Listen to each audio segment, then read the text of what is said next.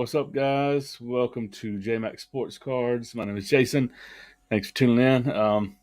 Just getting going here, and gonna have on a guest, a good friend of mine, TJ. He has a channel, Big Sports Guy, and I have added the link to his channel down in the video description below.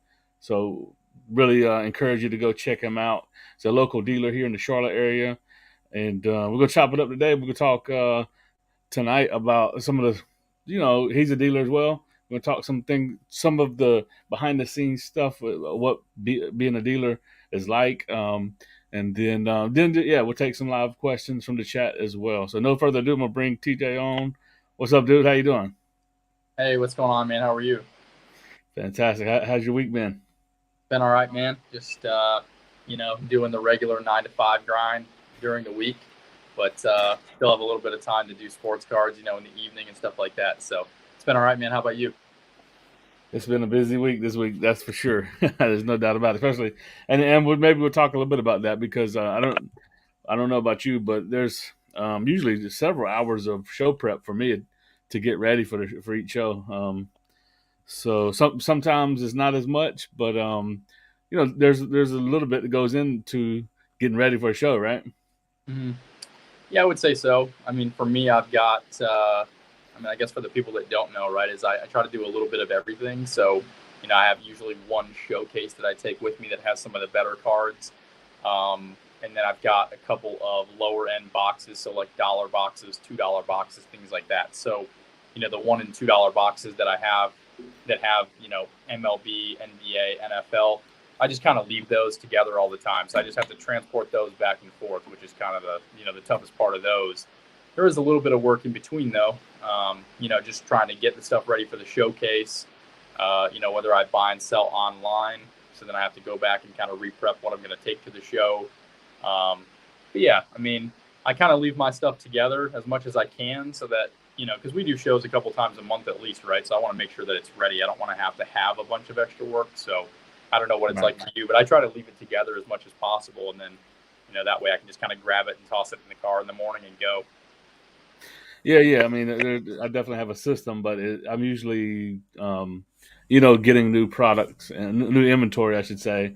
And throughout the week, you got to process those, price those, stuff like that.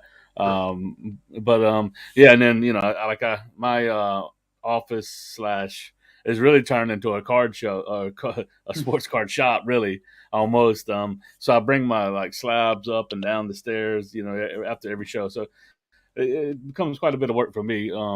But not complaining. And I enjoy it, but it's just something to consider with being a dealer. You know what I mean? Definitely. Yeah, with the new inventory and stuff too. Like I probably I don't think I do as much like buying of new inventory as you do. I think the stuff that I do is like while we're already at a show, I buy some raw cards and then I send those in, right, and get them graded.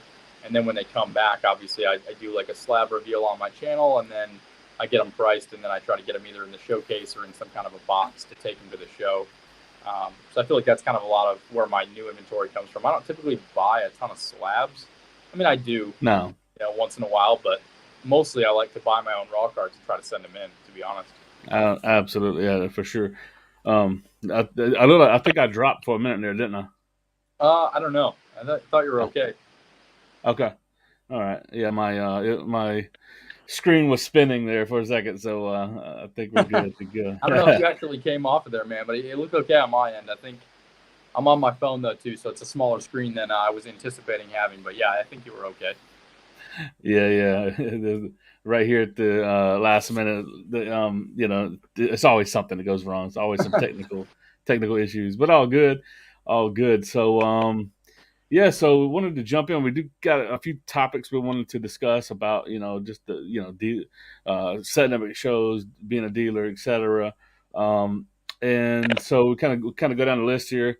I'm sipping on a nice cold beer here. I got one too. Blue Moon over here on this side. All right, I'm low carb Michelob Ultra right now, so trying to cut out all carbs right now. There you go. Let's see, a few folks joining us. There's Brian. What's up, man? WVogs 18. A couple folks hanging out with us. Appreciate y'all tuning in. So let's talk a little bit about just I I look back on well, you know what? Let's circle back. So me and you met. We were essentially neighbors. I lived in a neighborhood. You were in apartments right there by my place. Yep. And now thinking back on it, because I've been at my new house for about a year or 9 months. So we've definitely been in contact for at least a full year now.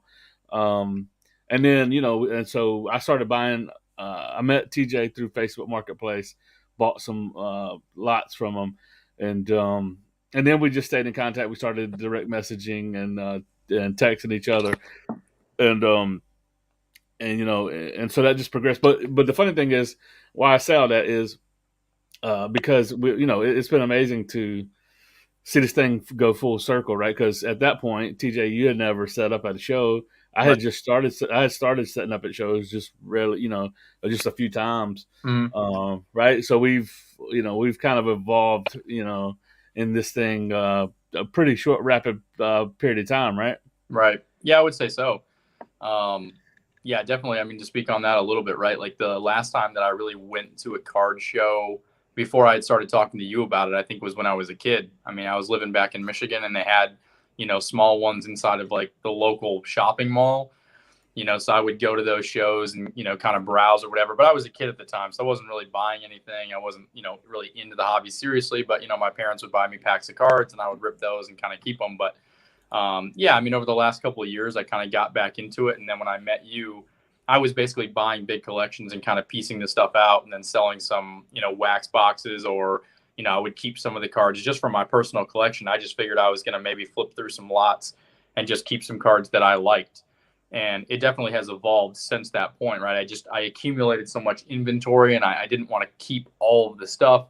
And then to help me make back the money that I had spent, right, on buying the lots, I figured it might be better to just kind of go to a show and try to set up and just see what that's like and see if I enjoy it and see if I can make money and all that. So.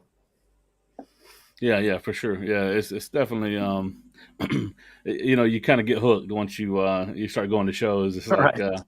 I mean, even just as going to buy is pretty fun, but setting up, it's you get kind of the best of both worlds because you can buy, sell, interact with folks, Mm-hmm. all of the above. So Josh asked, what do you PC, TJ? So for my PC, you can actually see some of it here. I've got this case on the wall.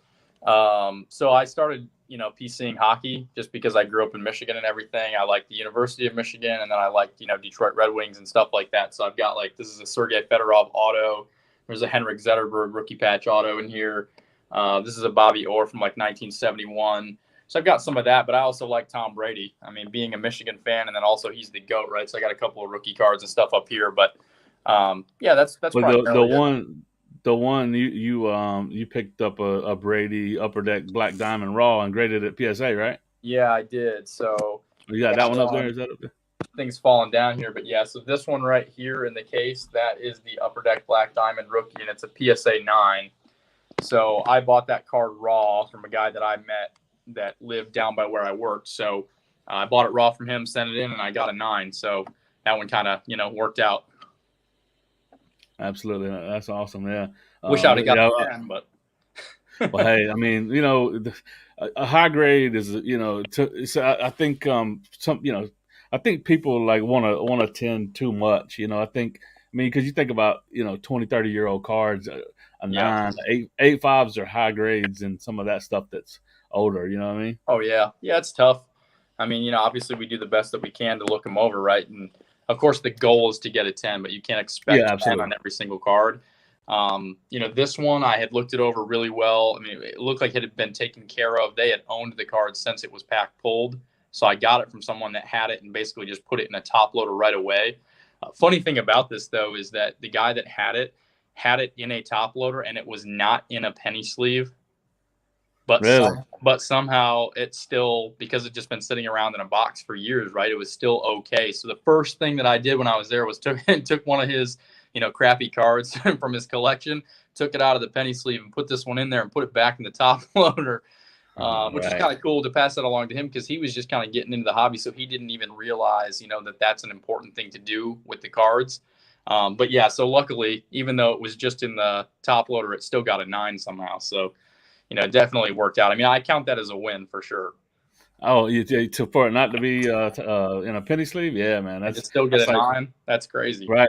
Because I'm always, I mean, sometimes I look on Facebook Marketplace and stuff, and or some people bring up cards sometimes, and any time the ones that are not in penny sleeves, a lot of times I'll just ignore them. You know what I mean? I won't even Right. look at them. You got Michigan fans. I think he's talking about Michigan. I guess you're a big Michigan fan, We right? must have an Ohio State fan on here, man. I'm sorry to hear that. Yeah, he's Cleveland. I know he's a Browns Oh, fan. he's definitely an So, Ohio State fan then probably, but that's right. unfortunate, man. We're gonna have to stop the live stream, I think. Or we could just boot him. No, I'm just kidding. We won't do that. We won't do that. So Brian asks, we got a few things we want to touch on, but we take a few questions here.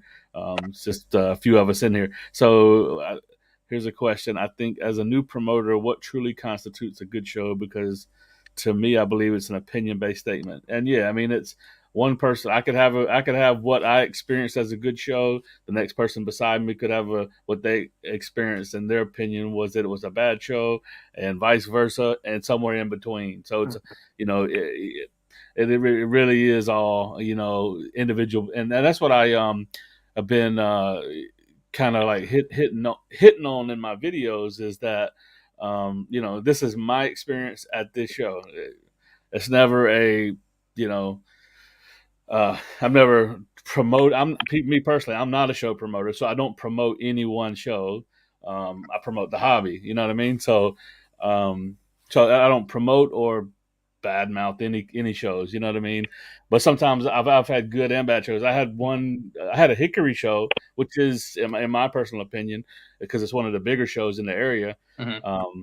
I sold. I literally had. This is the only time it's ever happened. I sold zero. I had a show at Hickory. I didn't sell anything. But it was when the market was going like just dropping, and everyone was coming up trying to sell cards to dealers at that show.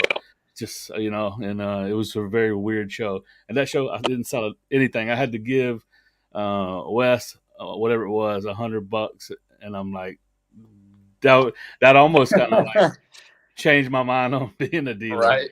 Yeah. But, Yeah. I think for us, it's like, because you and I set up at different shows and we work with 4 or 5 different promoters here. So, typically what constitutes a good or bad show for us is how well we do, how much stuff we can either sell or buy, depending on the show. But from a promoter standpoint, and the thing that we look for in a good promoter and the reason why we do their shows is what kind of traffic can they get in the door, right? As long as you can get people there and you do a good job of promoting and putting the name out there and getting people to realize that there is a show coming up and what time it is and what the admission is, that's what we like. You can't control whether or not we sell our product once the people are in the door, but as long as the people come to the show, that's what's important to us. yeah, absolutely, 100%, 100%. So, so let's just talk about that. Okay, you decided you want to set up at a show. What? So let's talk about some pros and cons of as a dealer, not the show, not any particular show, but just going and setting up. Let's talk about some pros and cons of it. What are a few things that you touch on that are pros and cons? Um, well, one of the major pros, right, is just being able to see people face to face and have a conversation about the cards that you're buying or selling. I think that especially nowadays, because of all the technology and everyone's trying to sell on eBay or they're trying to, price things out via comps or they're, trying to sell on Facebook, either in the card groups or on Marketplace, you kind of lose the personal interaction, right? You can't have a conversation about the card and you can't really get a better understanding of what people want to PC necessarily. When you're in person at a show, you can kind of talk about those things. When you're doing a deal on the internet, it kind of all comes down to the numbers, right? Like, how much is this price? What are the comps going for? Like, are we going to do the deal or not? So it's a very quick interaction and it's not very personable. But at the show, I mean, that's a major con, right? You can just kind of talk to people. And I've met guys from going to the show who now they know what I collect. So if they come across like this Henrik Zetterberg patch auto, so the guy knew I liked hockey. He knew I liked Red Wings. So he brought that to the next show and I bought that from him just for my personal collection. So, you can just kind of build those relationships a little bit better. So that's definitely one of the main pros. Yeah. I'll definitely agree and piggyback on that. And people bring me DJ Moore stuff all the time, and then you begin to get to know, especially if you're doing this locally. I know some of these guys, they travel the 50 states, the U.S. So you can't really get they don't. Well, I mean, you still build a connection. There are people. Regardless of how you do it, like you said, the biggest thing is building a network. And but what I'm Right. saying locally is you get to meet people. Like I know, there's a certain few people that they've sort of become regular customers of mine. I know they're Dolphins fans or whatever, and when I see them, I'm like, yo, man, I got this tour, and just got it back from SGC. I know, it's calling your name, because the people, right? You know what they like you Right. said. So I think that is cool. And I was talking about, I just went on a cruise, my first ever cruise to Mexico. And I mean, those people, there was some great customer service. It was a Royal Caribbean.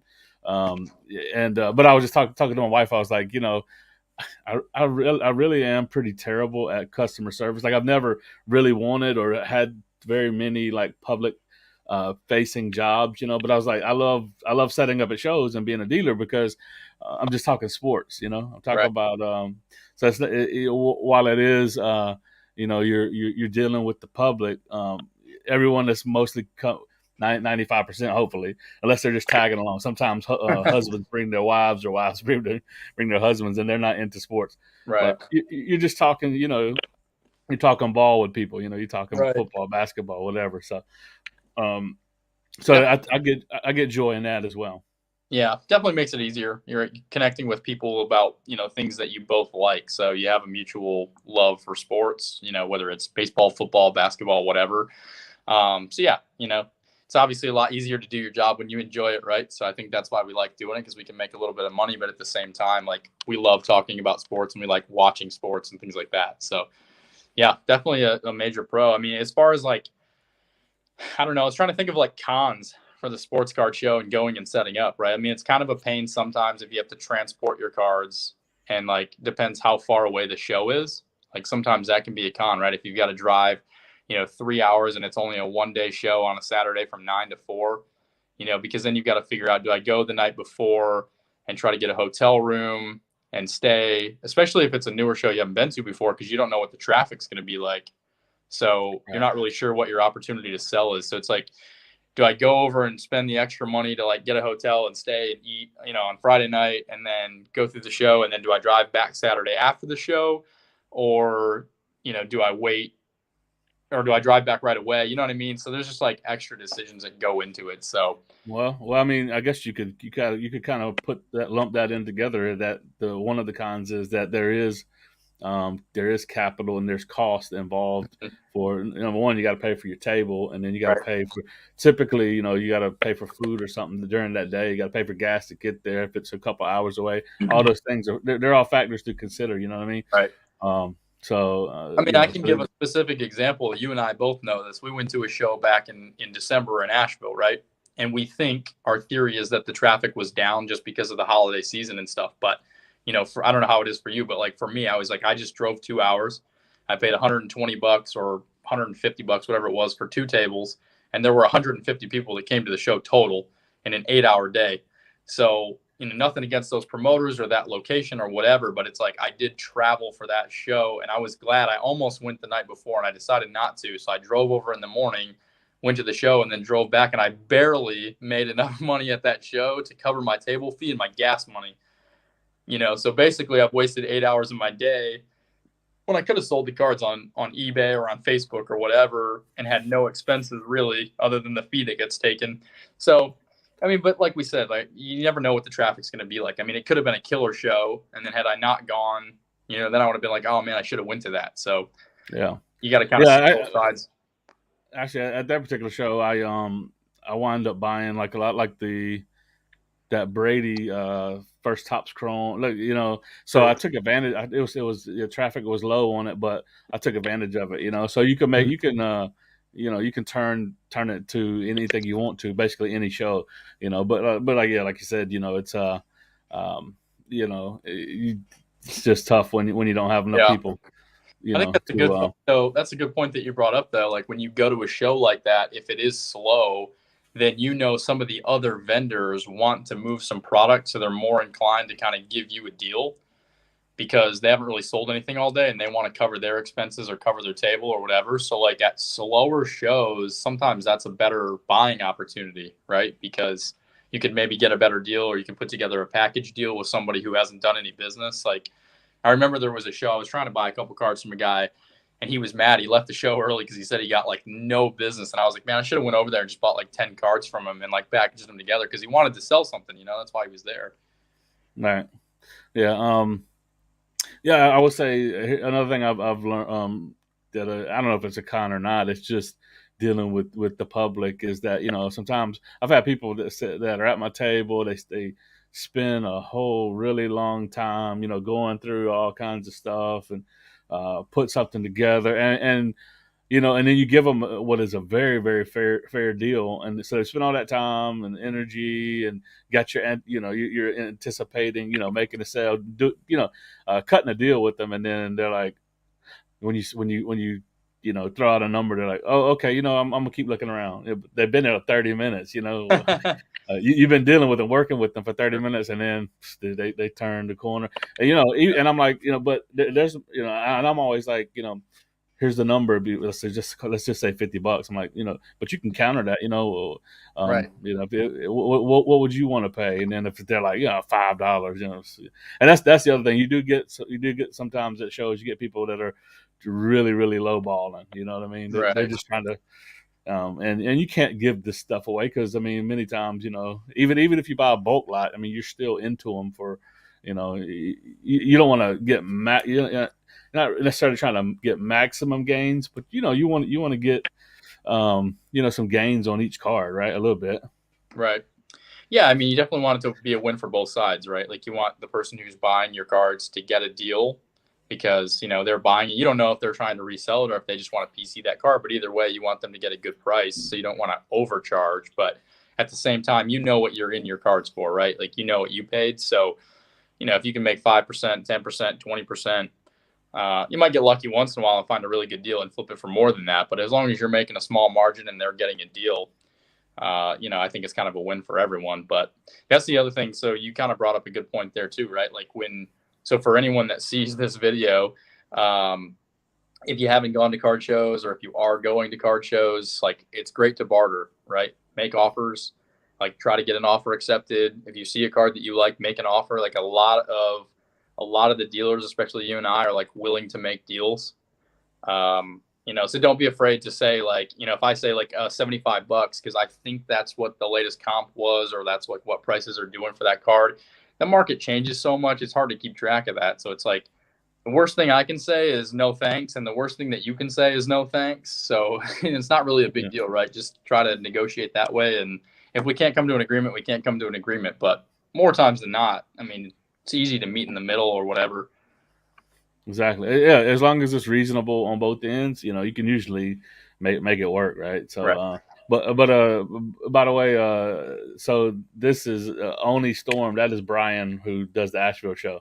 So he's the one in the chat here. So just I don't think you knew that, but we were talking about Asheville. That's Brian right there. I can't see anything about. You can't see the chat. I can't see I can see the chat when it pops up, but first of all, it's super, super small. And then I can't see like the attendance. I can't see, but Brian, obviously that wasn't your fault, right? Like Jason and I already talked about that. And like, part of it was like the holiday season. Like we did multiple shows kind of like November, December. And I think the hobby's like this every single year. Like it slows down that time of the year. So yeah, it wasn't anything that like you did specifically, or it wasn't anything bad about that show or that location. I just think we kind of caught it as bad timing, but I just wanted to use that as an example, right? Because like, obviously you're going to have some shows that are like killer and you're going to have other shows that are slower. So that was the only thing I was really saying about that. Yeah, I know.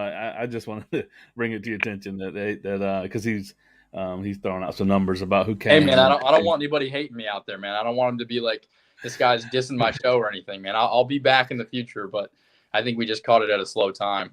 December was kind of like that. Even didn't you say the same thing? Even on eBay, like sales slowed down. Oh my gosh, it was insane. I pretty much So basically, just I wasn't listing anything in December because I saw it. I'm like, I was buying. I bought quite a Right. bit, and even on eBay, I was snagging stuff because it was stuff was just, I guess people getting Christmas money and or getting tax money, right, to pay Right. taxes, Yep. So Yeah, I think they were moving stuff that they just had laying around, that they had like too much stuff they had accumulated throughout the pandemic, because everybody was obviously buying a ton of stuff and getting in breaks and whatever. So I think everybody, I think you're right, they were trying to sell off for Christmas money or to pay taxes or whatever the case may be. So yeah, I mean, that's how I look at the market, man. When it dips, I mean, it's a great opportunity to buy.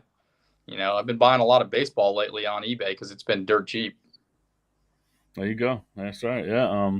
It is always the kind of everything in the hobby, just like stocks and other markets too. There's cycles in it. It's cyclical, and with the sports rotating. Like now, football is ending, so football is going to probably sell off. It's going to be Right. time to buy football. So you can I'm begin to learn to.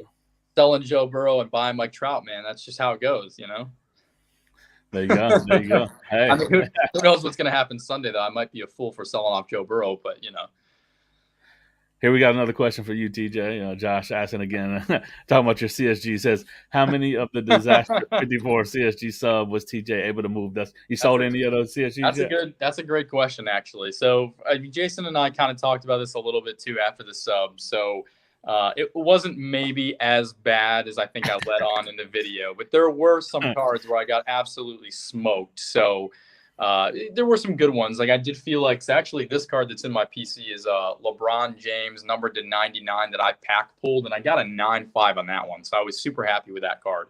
And then the 3 field levels from Select that I sent in, there was 2 Patrick Mahomes and 1 Tom Brady. They got 9s. Would have liked a 9.5, but a 9 is fine. Like I'm okay with the 9. I did sell one today actually on eBay that was a Peyton Manning Fleer Metal Universe rookie. He's in the Tennessee uniform. I think that one was a 9. I sold that on eBay today.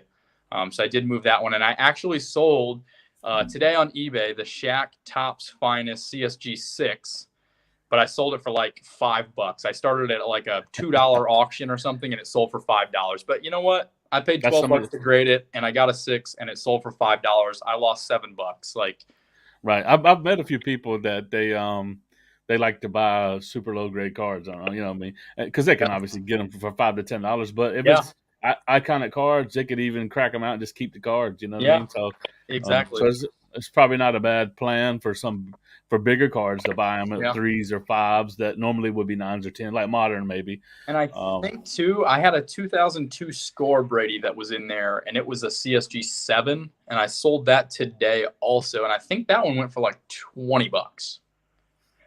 So not bad. I mean, for it being a 7 and I mean, it's Brady. Obviously, it's going to sell, right? But I put that one again on like a cheap auction. I might have started it for like $5 or $10, and it got up to $20, which I was happy with. Somebody else got a deal to get an early Brady, and if they want, they can crack it. I thought it looked much better than a 7 anyway, so I still think they're getting a good deal. But yeah, I mean, I was fine with that. I paid $12, like I said, to grade it. So by the time you figure my cost for the card, I'm probably break even, or maybe I make a couple bucks. I don't know. Did you have subgrades on those? No, I didn't do subgrades on anything unless it was like $100 card, I thought, or more. I did like the Griffey rookie, the 89 upper deck. My buddy and I, on my last sub to CSG, he had a Topps Kobe rookie, so we did subgrades on that one. There's been a few bigger cards I had sent to CSG. I didn't want to send too many big cards either to CSG, only because I hadn't used them before. But for the bigger cards that we did send there, which was only about maybe 5, we did get the subgrades. So, hey, I sold this today. One of my PSA. This is the Trey Lance auto from that order. You got the 9, so that sold on eBay for $475. Awesome. I'm like, geez, this is why people use PSA. I mean, because I don't, I probably couldn't get I could probably get $300 for it in the SGC. Got $475 in the PSA. Nice, pretty crazy. That one, did that come back a 9 or a 10? 9. Nice. That's pretty good. Right, and but it wound up being it's a pop 1, like there's no other. So I put that in the title, and I think some people have that as a search, save search. They may PSA pop 1, and so because it got a lot more watchers and attention than the other PSA stuff. Because I list all my I've started. That's something I kind of learned with my slabs is I just list all my slabs on eBay to have them priced, and then I print the sheet. Like actually, I think I can.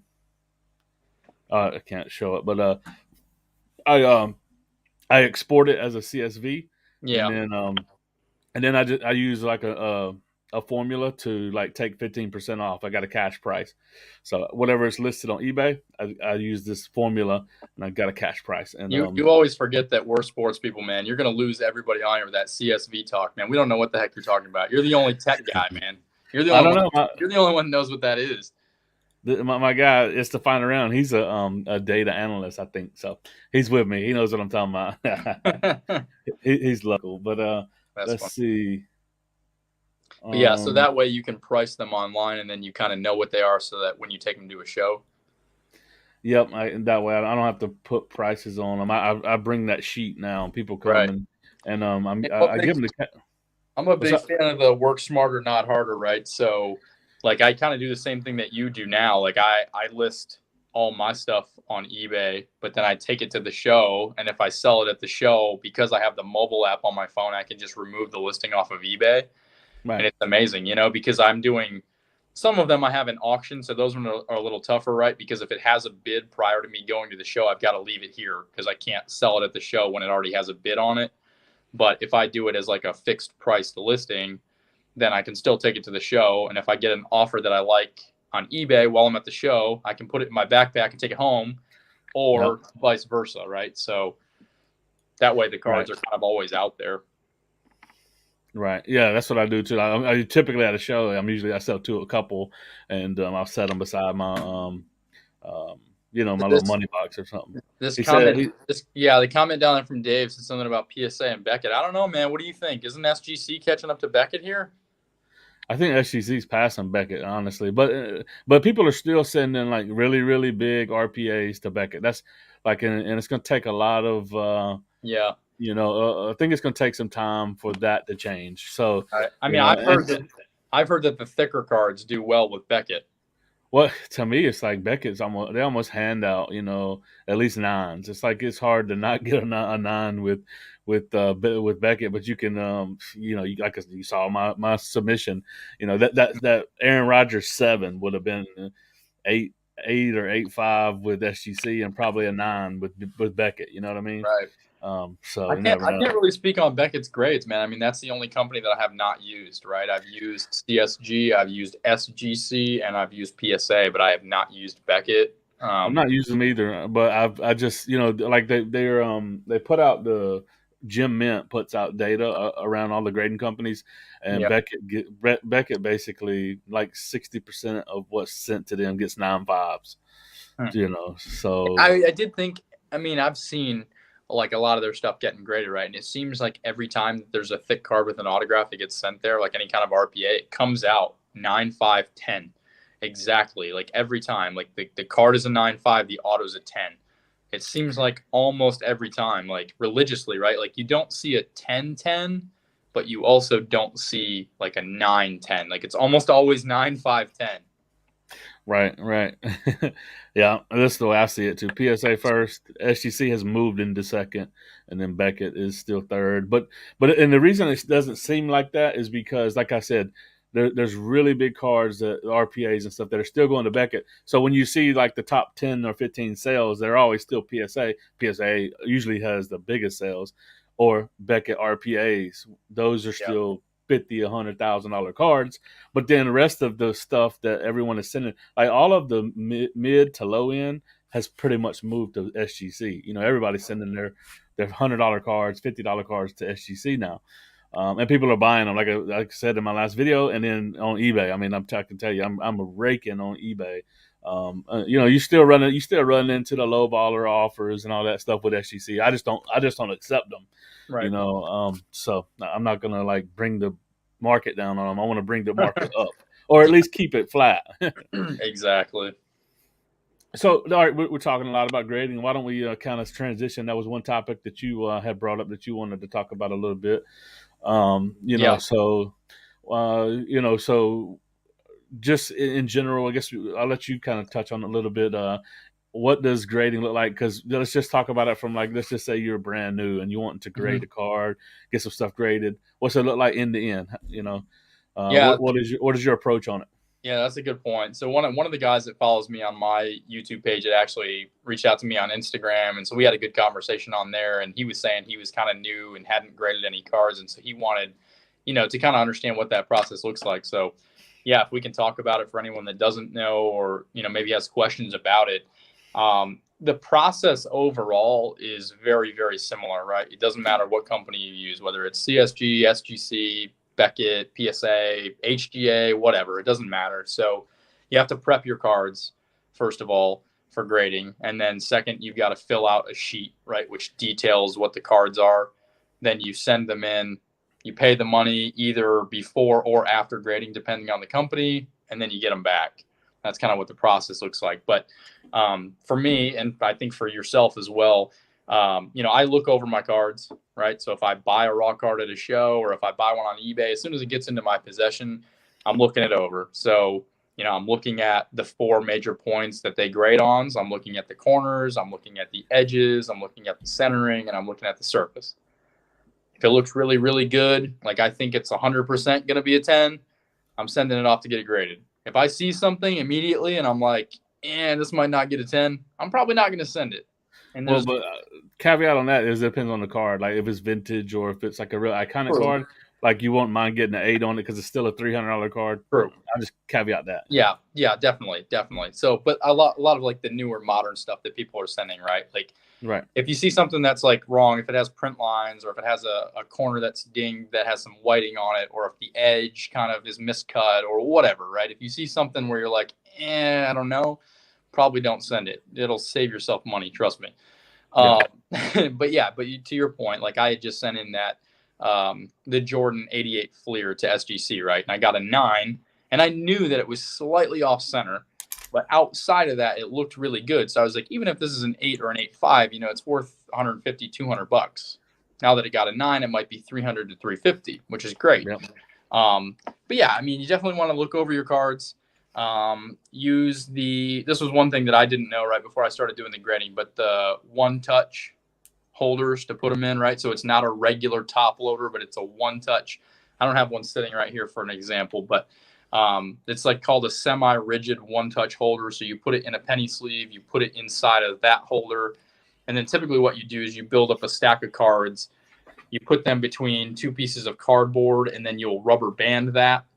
While you're going through and prepping your cards, you would create the list that says, this is Jason's got some there.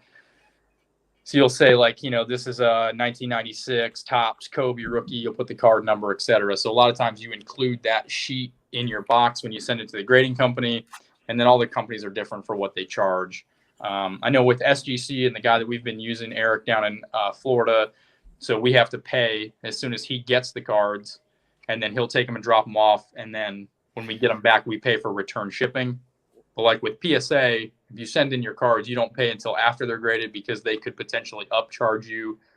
If your card grades out a 10 and it's worth significantly more than you say that it could be worth, then sometimes they'll, give you an upcharge. So I don't know if you want to add more to that. I want to add to that because with SGC across the board, you pay up front. Even if you submitted yourself, you pay up front. Or if you submit through a bulk submitter, you pay up front.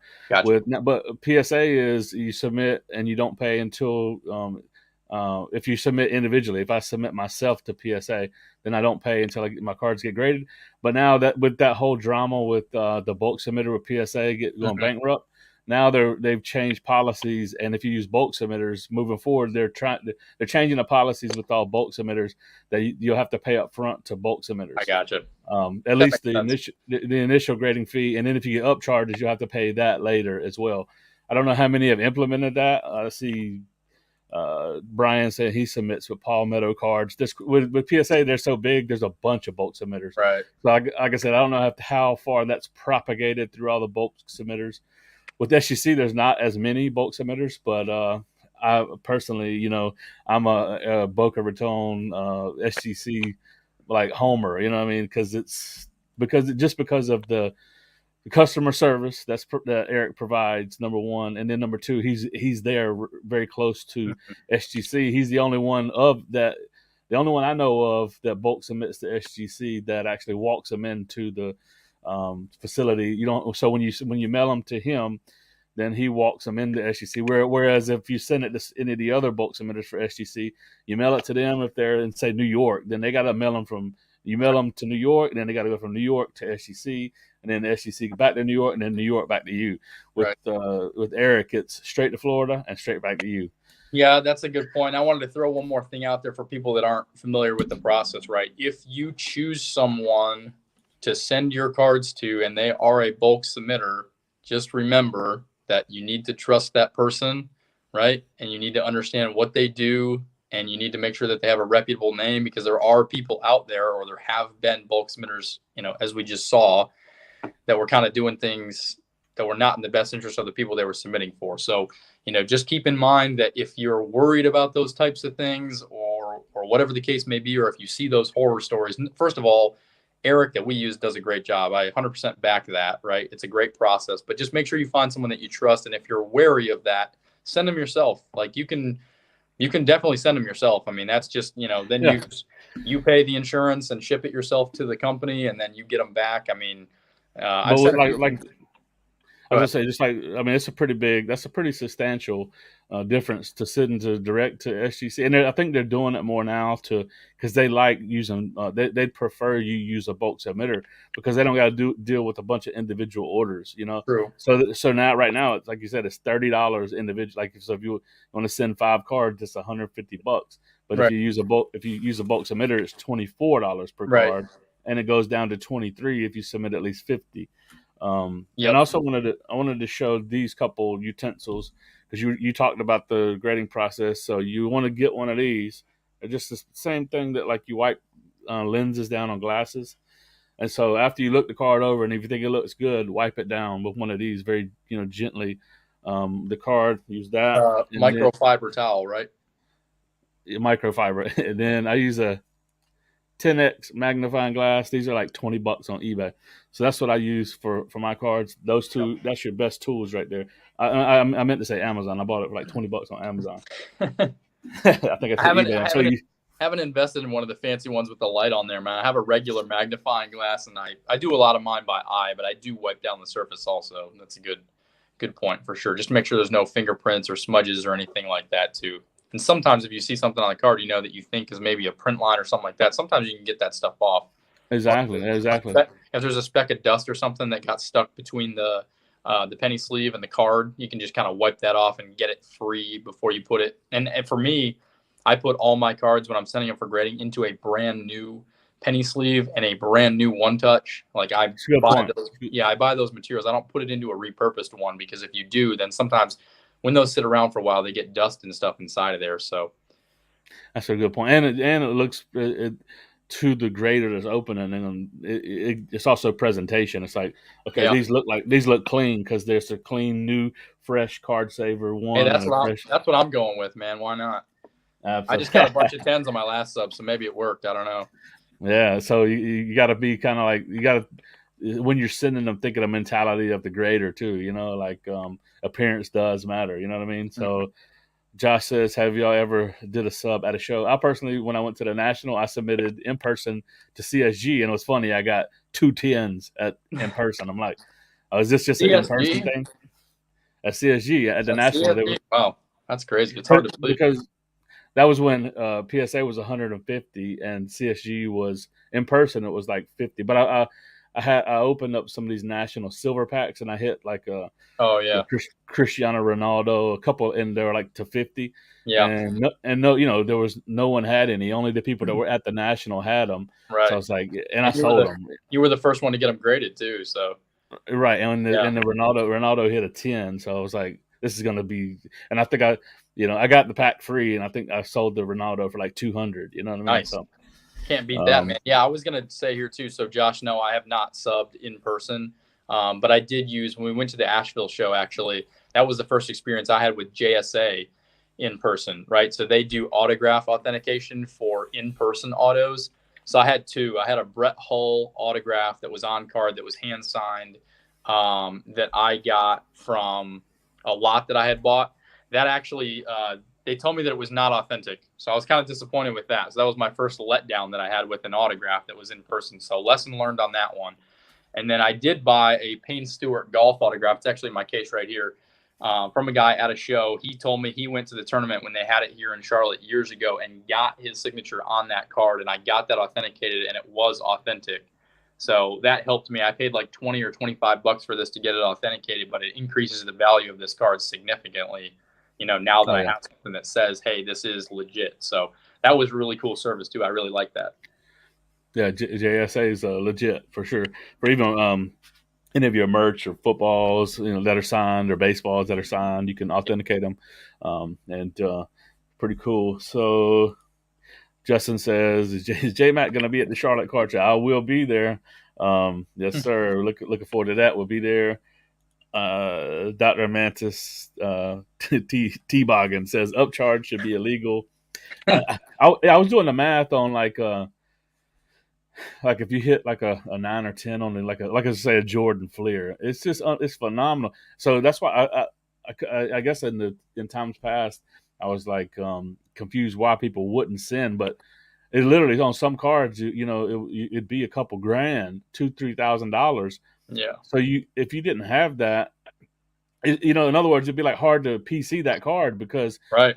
The moment you send it and you get it back, you owe that much. You're in the hole $2 or $3 for a card. So it almost forces you to sell the card. Exactly. Even though it's worth more, you'd have to sell it to pay for the grading, but then you're out the card, right? So if it's like really cool and iconic and you wanted to hang on to it, yeah, you do have to pay that out of pocket, which definitely sucks.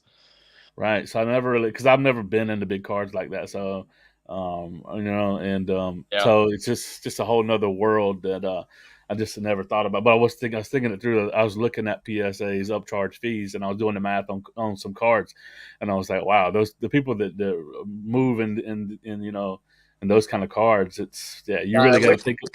I wish I had a card I needed to pay $3,000 for an upcharge, right? But I haven't been lucky enough to hit like a 1-of-1 Luca RPA or something crazy, Exactly. I haven't hit anything like that. I mean, I don't rip a ton, right? I rip a little bit, but like I've never hit anything like crazy like that. So right. A good problem to have, but yeah, if you don't have the money for it, then that's kind of tough, Yeah, that's it. If you're like, you kind of struggling for ends meet, and then you pull like you said, a $50,000 card or something, and then you can't even afford to grade it, and or let's say it was like a $20,000 card, and if you graded it and they got a 10, it'd be a $50,000, but you couldn't even afford it. That's just a crazy situation to be in. I don't think I'll ever find myself in that situation, so because I don't pull anything like that. I don't pull anything crazy. Well, you did hit those 2 kabooms not too long ago, right? Oh, that's true. But those are those are like a couple $100 though, Yeah, right. They're not $50,000. Now, if it was like the gold Brady or the green Brady, then heck yeah, man. I mean, I would have flew out to California and like threw a party and like walked it in the front door, but mine were just the regular base kabooms. So right on, man. So I mean, we talked a little bit about it, but so direct versus group submissions. I mean, we kind of covered it. Anything else you think we should touch on as far as that goes? No, I don't think so. I mean, yeah, you pay a little bit more if you do it yourself, but you get the peace of mind knowing that you did it all yourself and you send it directly to the company and they're sending it directly back, like I said. But there are plenty of reputable people out there. I've had no problems with the bulk sub. I did my own orders to PSA and to CSG, but to SGC, I've been doing a bulk sub and it's worked out great. It saves me money and I like the process. Like you said, I like the customer service. I like the fact that he drops them off in person and his communication is awesome. The fact that he lets you know when he picks them up, he sent me the label saying they were getting shipped back. I mean, the process is awesome. So I'll keep doing that one. I'll keep using SGC for the foreseeable future. Yeah, absolutely. Yeah, I've submitted with SGC. My first, I think 50 card order with SGC, I did myself. Good experience with that as well. And then I did PSA and CSG and HGA. I sent 3 cards. I told you they've been there for like 6 months. I just got an email that they got graded today, so I sent 3 cards. It was a test because I was gonna make a video on it. Yeah. And I'm still gonna make the video. It ain't gonna be good. It won't be nice, but seriously, how much of that video do you have done already? My goodness, you had plenty of time to get it done. Oh man, yeah. So let's see. Well, that's on the CSG order that I just got back. I mean, they've had that since September.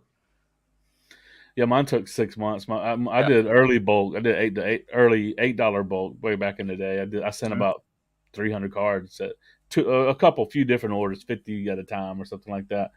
But yeah, I mean, I still got couple stacks of them. I was using them, mixing them in my fire packs. Some of those along with PSA. I do want to say one more thing about this too, right? Like, I'm definitely not out on CSG long term. Like, there's something inside of me that just knows. Like, so I've heard, right, that the owner of Fanatics has an ownership stake in CSG.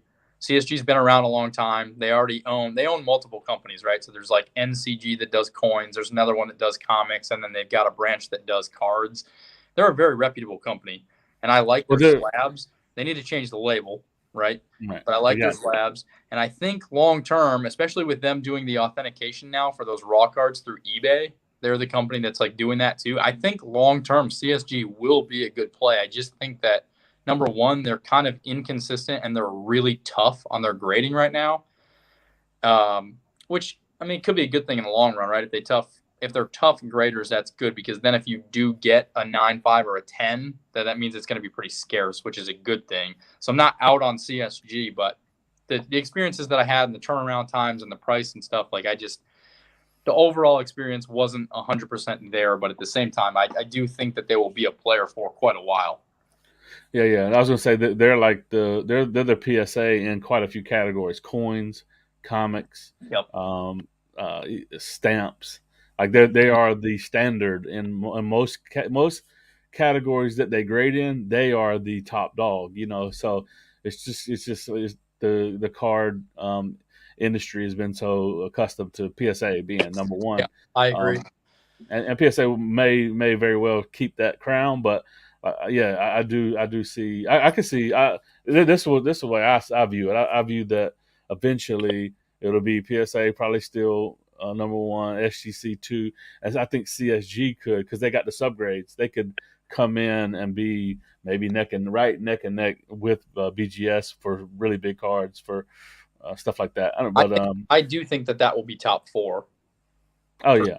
Like, I think that those 4 will be around, and I think those will probably be the top 4 going forward. I think that CSG has a lot of work to do on that label. It's too big and it's green and it looks stupid, but their slabs are really nice. I love their slabs. The card, well, you just showed in your video, right? Like in PSA, they leave a little bit of space in there and your card rattles around. In CSG, your card does not move. The slabs are stackable. They're thicker than the PSA slabs. Like, the slabs themselves are significantly better than what else is out there, but those labels just need to be changed. Yeah, if they could put that out, man, they'd be a lot better. But yeah, and they just released their pop report too. Maybe you saw that. Yeah, I did. Yesterday they released their pop report. Good point here by Brian. Group submission, have reps to tell you if your cards have a chance to get a gem mint. Well, one more thing on this note is that I've heard this, like I said, because this is why I say this, because SGC is very consistent. Doesn't matter if you're a bulk submitter, if you're submitting your cards via bulk submitter or you're sending them yourself. I feel like their grades are always consistent. But here's what I've heard TJ about PSA is that there's some bulk submitters that their gem rates are really high because of the volume that they do. But it's like silly. There's like politics with PSA. You know what I mean? So, and I didn't just hear, like Brian told me this, but I've also heard multiple other people. People were commenting on my PSA video, saying the same thing, saying their experience was when they submitted them themselves, they didn't get as good of grades as when they used bulk submitters. So to me, I guess there's always black eyes all around PSA, but everyone still uses them and calls them king, But I don't have any idea whether that's true or false. Yeah, right. But I'll say this, right? Like, when I submit my cards, I take the responsibility for looking them over And I would rather just send them to a bulk submitter, not have them look them over and submit them for me, or I'd rather submit them myself, because then if they come back with a low grade, I only have one person to blame, and he's right here, right? Like, I'm blaming myself because I'm the one paying the money for my cards. So I should be the one to look them over and make sure that they get whatever grades they get. Now, with that being said, if that's true and PSA, is maybe favoriting or giving better grades to someone that does a ton of volume, and then because of that, my grades get hurt because of that, I don't think that that's right. But at the end of the day, if I get a bad grade because I missed something, then I'm okay with that, But if my cards really, truly are a gem, then I deserve the gem grade, right? That's the way that I look at it. So Yeah, I'm okay taking the responsibility. Like, if I miss something like that 6 that I got on the Shack Top's Finest, like, I mean, it is what it is.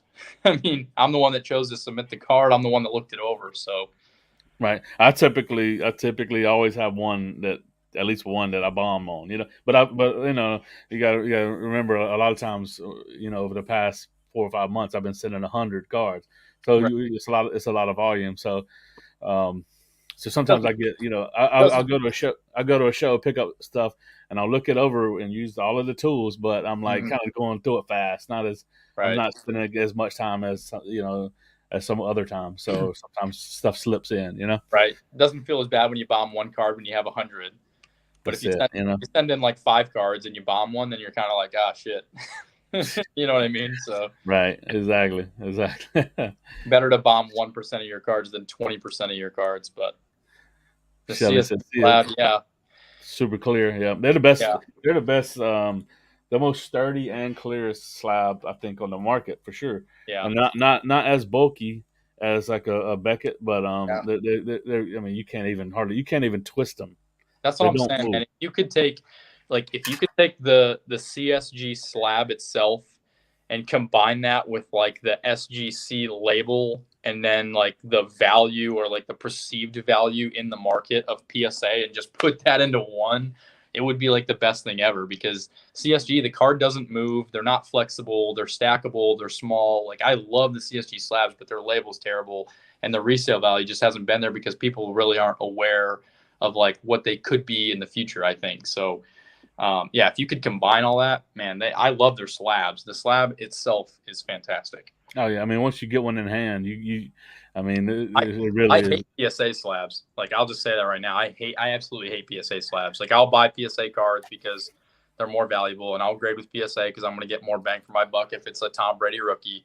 But you could literally break that slab in half with your hands.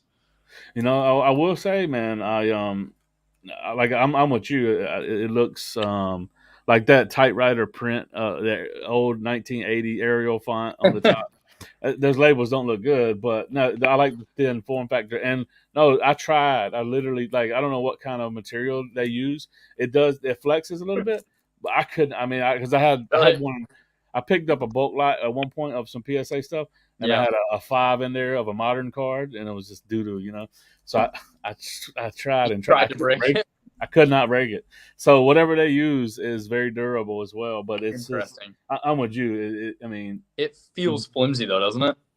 They feel, because they're thin, Yeah. and you can twist them a little bit, but I could not crack it out. I could not. That's interesting. Yeah, it was funny that you say that. I was going to do a video on my YouTube channel of me like just intentionally just snapping one in half to show that, but I recorded it to make a video, but when I couldn't do it, I'm like, I'm not going to upload this. Yeah. So can we get a copy of that video? Would you mind posting that anyways? My face is all turning red. Yeah, I was gonna do that, man, because they just, when you have them in your hand, they just feel like they would snap if you just bent them a little bit, But yeah, that's good to know that they don't actually break, but it just seems like they would. Like, when I'm holding a CSG slab, I know it's not going to break, and I know the card's not moving. You can't hear anything. There's no air, So that's the one thing that I really like about those. But yeah, SGC's been pretty good too. I feel like theirs are pretty well sealed in there. Yeah, I just like the look. I mean, I've yet to see a card that doesn't pop well in the tux. You know what I mean? Yeah. Newer, older, don't matter. Especially the Prism stuff. I mean, that silver look on the black. Everything just pops in SGC to me. True. Yeah, having the black border and everything kind of helps the color stand out and stuff. That's why I said that last sub that I just did, which people will see this because I'm going to put out a video with my SGC cards I was supposed to get them back yesterday, and for some reason they came to Charlotte, then went to Pennsylvania, and now they got to come back to Charlotte. So they're actually going to get them tomorrow. But when I get those, I'm going to do a reveal. But that Luis Robert card that I have, that's like the magenta sparkle that's numbered, like that card just, it looks amazing in that slab. Like I was really happy with that one. So that'll be cool. Hey, everyone in the chat, I just dropped TJ's channel. I meant to do this a couple times throughout the live here. There's his channel. You're good. Thanks, man. I appreciate it. Yeah, he's started his channel, a couple months ago, and he's trying to build up a subscriber base. So that would be awesome. That would be, if you could do me that favor, go over and check him out, subscribe. He puts out, show content, graded card reveals, same stuff, and so. Yeah, so let's see if we can get his subscriber count up to. Try to get it closer to 200 in the next couple of days. So people watching on a playback, his link is down in the video description below. So good people. So try to support good people and friends in the hobby. So go do that if you don't mind. Appreciate that, man. Yeah, I think so. My name is the same too on every platform, whether it's eBay, Instagram, Facebook group, or YouTube. It's all Big Sports Guy, 3 I's in Big. So it's the Big Sports Guy. But yeah, I appreciate it, man. Once you shared your link earlier on Instagram too, I think I got 2 more people that requested to follow me on there. So appreciate that. Awesome. Anything is appreciated. And also for those that do see this too, on my channel right now, I'm in the process. This will end tomorrow night. So I'm going to do it on Sunday, but I'm doing a giveaway right now also. When I got to 100 subscribers, I just kind of wanted to do a small giveaway. So I'm giving away 1 sealed box of cards and then also some individual cards. So if you do happen to make your way over there, if you can just, thanks, appreciate that. If you can just like and subscribe to the page there and then drop a comment on that video, you'll see it over there. But want to do that giveaway. I've already got about 25 people entered in that, which is kind of cool. So I'm just going to randomize and just give away some cards. Did you decide what you're giving away yet? Because I know you were talking about you want. I did, yeah. So I did a video on this. You'll see it on my page. So I'm doing one of the 2021 Topps Chrome Update baseball boxes. It's a mega box, so it's got 10 packs with 4 cards per pack. And then I'm going to give away 2 gifts. So the second place winner, so I'm going to do basically a random drawing, and top 2 win. So number 1 is going to get that. And then the second place person is going to get some random cards. I'm just going to pick them out of my collection that I have here and send them to them. But what I'm trying to do is I'm trying to send them cards for teams that they PC. So in the comment section, people are just saying like, I like, the Minnesota Vikings or Green Bay Packers or whatever. So I'm going to pull out some cards that I have here that are the teams that they like, and then stick them in a bubble mailer and send them off to them. So just a way to kind of spread some PC love throughout the hobby. Yeah, awesome. That's really awesome. Justin says, what a coincidence. I watched the CSG reveal video today without knowing he'd be on the show. So there you go. So he already did. Appreciate that, man. That one's kind of going viral, that video, huh? A little bit. Yeah. So so it's kind of funny how the YouTube thing works, right? I mean, you kind of know, because you got started, well, a long time before I did, but when you first try to like start the channel and everything, it's tough because you're like telling friends and family and stuff, and you've got like 20 people that follow you, and you're getting like 40 views maybe on a video. And then I had 3 videos in the last month that all went over 1,000 views. Like one's at 1,500, one's at 14, one's at like 11. So it just depends. But like the content that I like to put out and that people seem to really enjoy are like the slab reveal videos. And then also when I go to shows and either buy something or sell something, like people kind of like to see that stuff. So yeah. So it's been cool, man. It's been growing. I mean, I actually went from 85 or 90 subscribers like a week ago, and now I think I'm at like 160-ish, which has been awesome.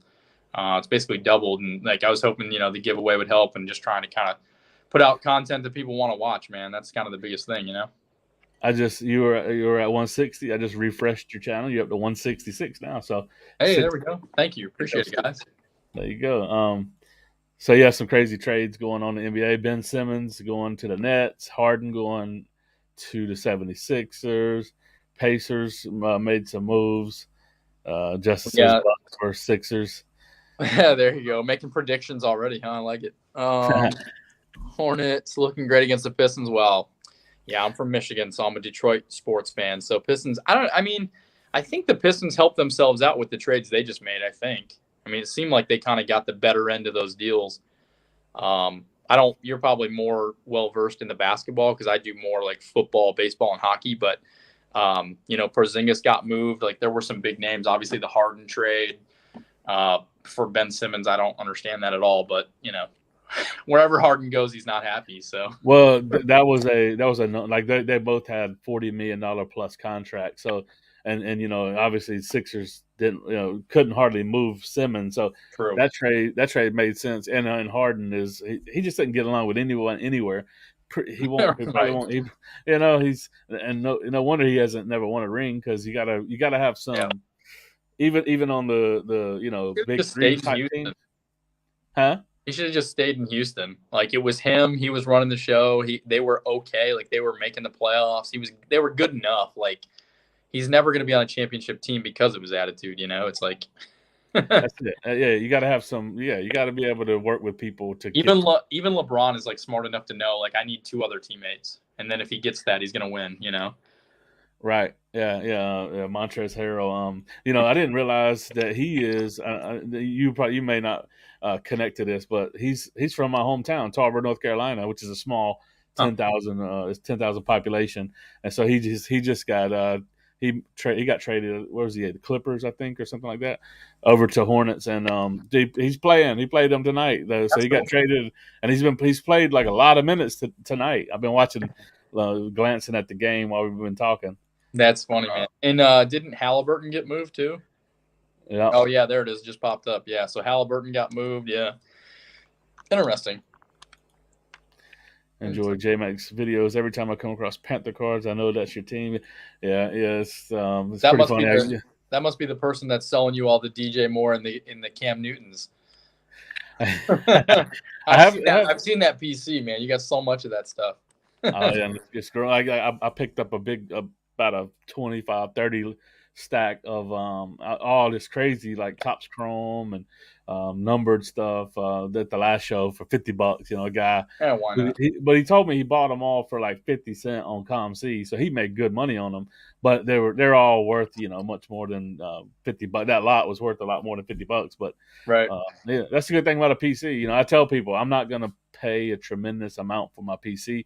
I include them in a bulk lot or something like that, and I'm nickel and dime on my PC. I mean, and if I can't build it, then I won't build it. I do like with some of this stuff too. So it's kind of funny. I put a video out on my page about how I bought a $550 lot a few weeks ago, and so this Iserman OPG rookie I did not have. I have the Topps one behind this, but I didn't have this, and also this Fedorov. So I had like a full 4-row box of like stuff that I didn't really want because I have a ton of it already. And, I just kind of wanted to move it fairly cheap. So I know a guy locally who likes to buy collections like that. So I sold him the box for $60 and then he gave me these two cards. So like for me, I gained two cards for my PC that I like, and I got $60 for some cards that, I didn't really care that much about.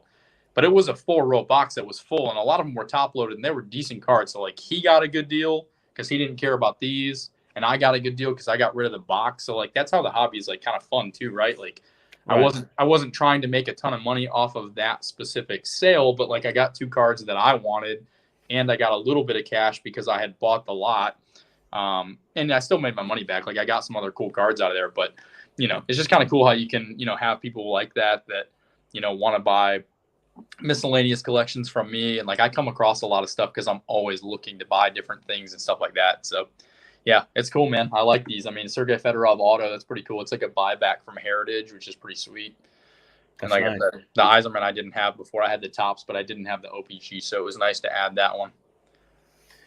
Nice, very good. Well, hey man, I know we do have a show tomorrow morning, and it's we're at over we've been going at it for over an hour here, and got to wrap up and get ready for that show in the morning. So, Yes, sir. any last thoughts before we roll out? I appreciate you joining. Time for bed, man. Gotta hit it. Gotta get it early in the morning. So I don't know about you, but I'll probably be up at 6:30 or whatever for tomorrow. So yeah. All right, cool. Last one comment or question. We'll take it. Want to talk grading company? We were talking a lot about. You can go watch on the playback. We were talking about the different companies, and he says I'm new and on board with SGC. yeah, Like that's to me, it's mostly SGC, big cards, PSA, and maybe one day again, like TJ was saying, $20 cards or less, something like that. CSG in a bulk lot every once in a while, maybe if they get adopted. But that's pretty much all I'm using. And I don't, I personally don't know if I've never used BGS either, but I don't think I will because it seems like they've just went silent. Yeah, I would say too, to whoever posted that, was it Michael? We talked about this a bunch earlier. So as soon as this video gets posted, I would go back and just kind of go to like kind of the middle section of this conversation, because we hit on all of them, kind of thoughts going forward and ones that we've used already and stuff. So I would just kind of check out this video and let us know what your thoughts are too. But I appreciate you having me on, man. Thanks a lot. It was fun to do this. We'll have to do it again sometime. Yep, absolutely, man. All right, everyone. Hope you all have a great weekend. And if you are in the Charlotte area, come out. It is at Hilton Executive Suite. The show tomorrow is from 9 a.m. to 4 p.m. So come check us out. You're going to be there, right? I will be there. I have a table. I have 2 tables tomorrow, so I'll be there. I'll be set up. There you go. So if you're in the area, come check us out, and be sure to subscribe to his channel. And if you aren't subscribed to mine, do that as well. And hit the like button on the video on the way out. That's all we got till next time, guys. All right. Thanks, man.